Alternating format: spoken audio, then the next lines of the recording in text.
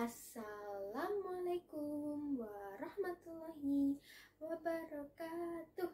Halo semuanya, jumpa lagi dengan Kak Noverina. Bagaimana kabar kalian semua?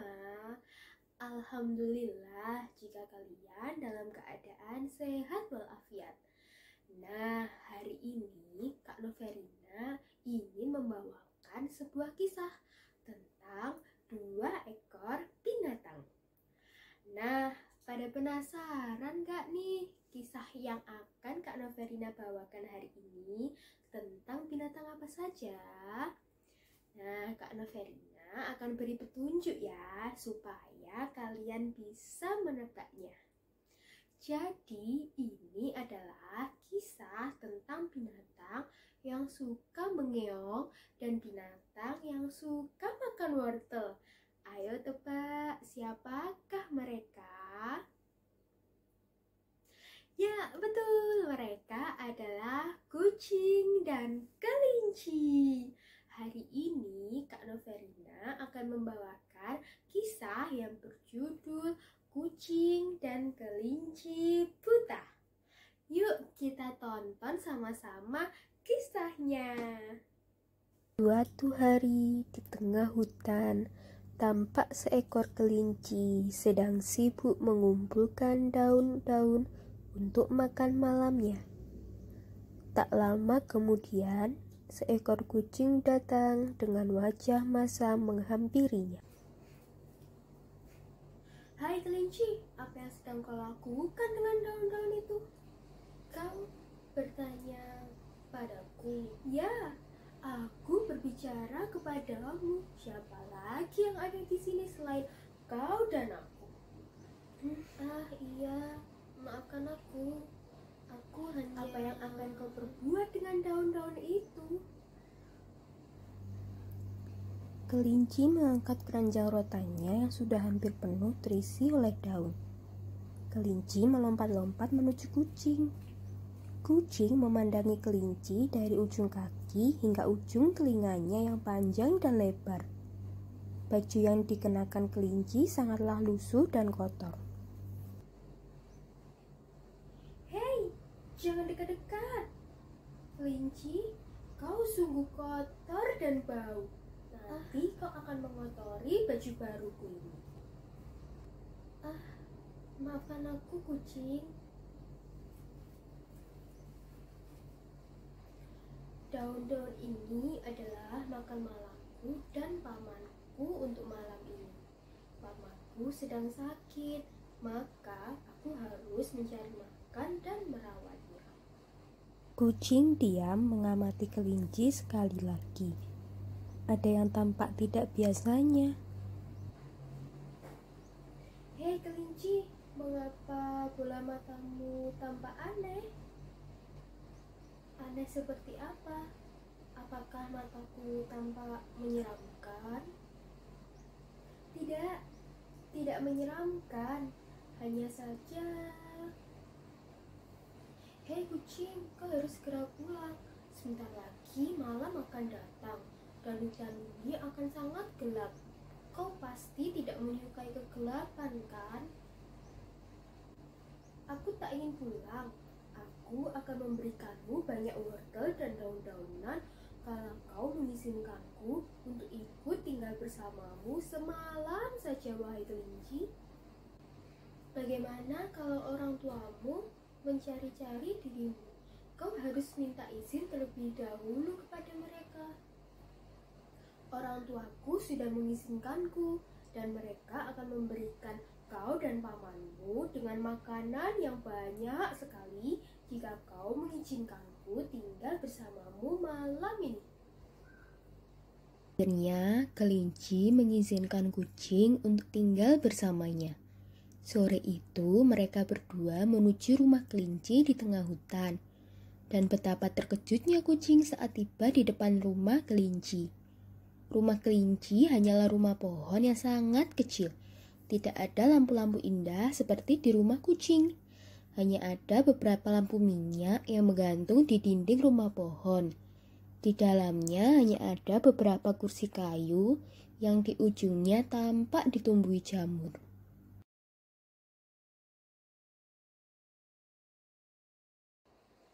Kucing, cucilah tangan dan kakimu terlebih dahulu agar tidak ada virus dan debu yang menempel di tubuhmu setelah perjalanan kita dari hutan.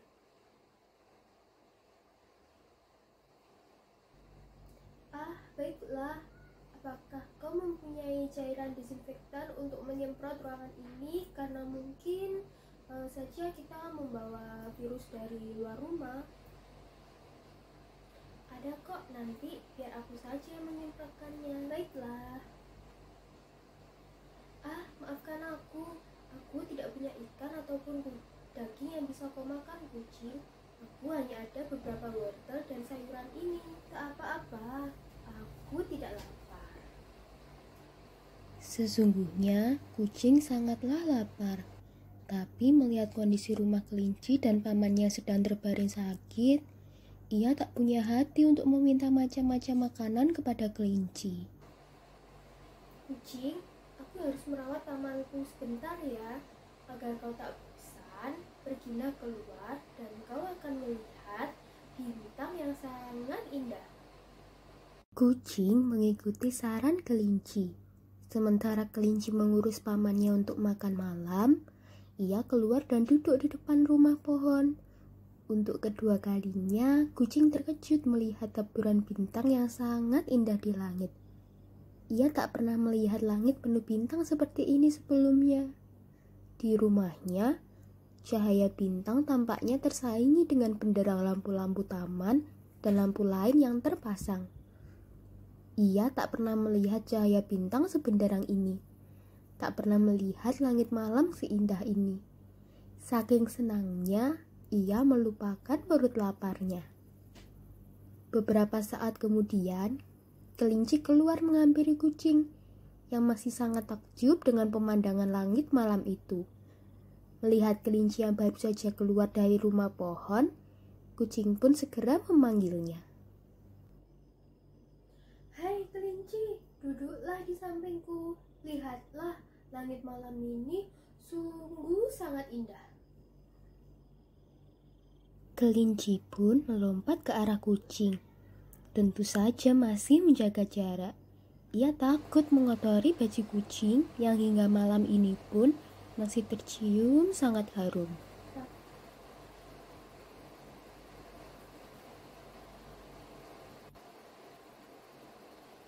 Paman sudah tidur, bagaimana? Sungguh kau tidak lapar? Makanlah beberapa wortel milikku. Kau kan belum makan dari sore saat kita bertemu. Tidak, kelinci, sungguh aku tidak lapar. Sebelum aku bertemu denganmu, aku sudah makan banyak sekali makanan lezat.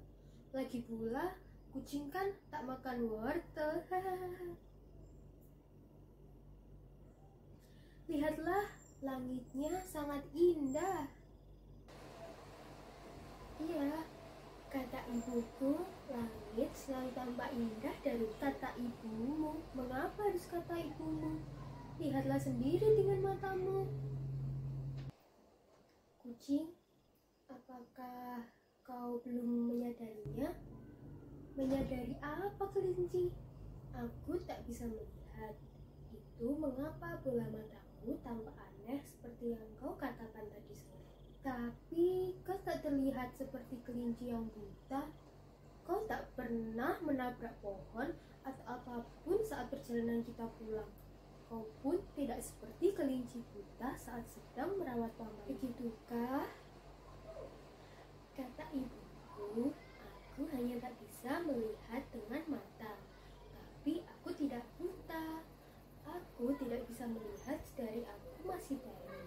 Ibu dan ayahku mengajarkan aku dan mengenalkan aku kepada setiap sudut tempat di hutan ini. Hingga aku sangat hafal setiap pohon yang tumbuh ataupun setiap jengkal tanah yang kupijak. Kata kedua orang tuaku, aku tak perlu takut dengan kekuranganku. Tuhan Maha Adil, jika Ia memberikan kekurangan, maka bersama kekurangan itu Ia karuniakan juga kelebihan. Aku tak bisa melihat, tapi pendengaranku, penciumanku, dan kemampuan menghafalku sangat bisa kuandalkan. Mereka selalu bilang walau aku tak bisa melihat dengan mataku,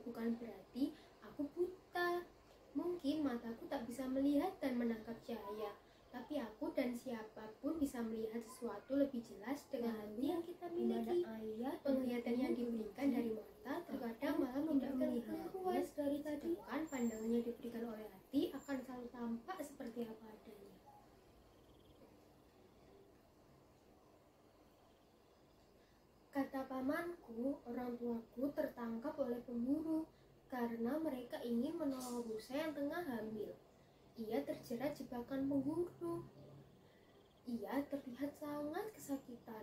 Beruntungnya rusa tersebut bisa terlepas karena orang tuaku mengerat jaring jebakan itu. Namun orang tuaku tertangkap oleh pemburu itu. Sungguh tak adil hidup ini padamu, wahai kelinci. Pastilah kau sangat menderita selama ini. Kau buta dari kau kecil dan kau tak punya ayah dan ibu untuk berlindung.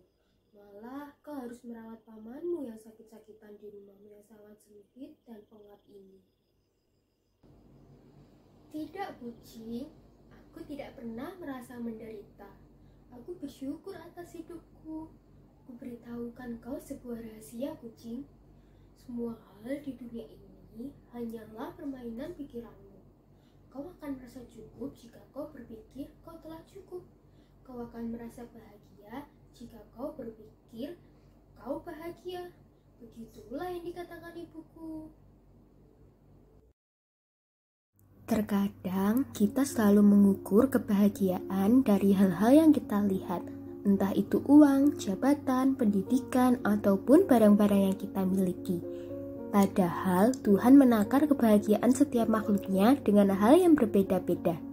Sesungguhnya, seseorang yang mampu merasa cukup dan terus bersyukur adalah orang kaya yang sebenarnya, karena ia bisa menghargai apa yang dimilikinya dan terus berbagi serta mengasihi orang lain. Tamat. Nah, itulah kisah dari kucing dan kelinci buta. Kita harus selalu bersyukur atas apa yang kita miliki, karena banyak orang lain yang tidak seberuntung kita.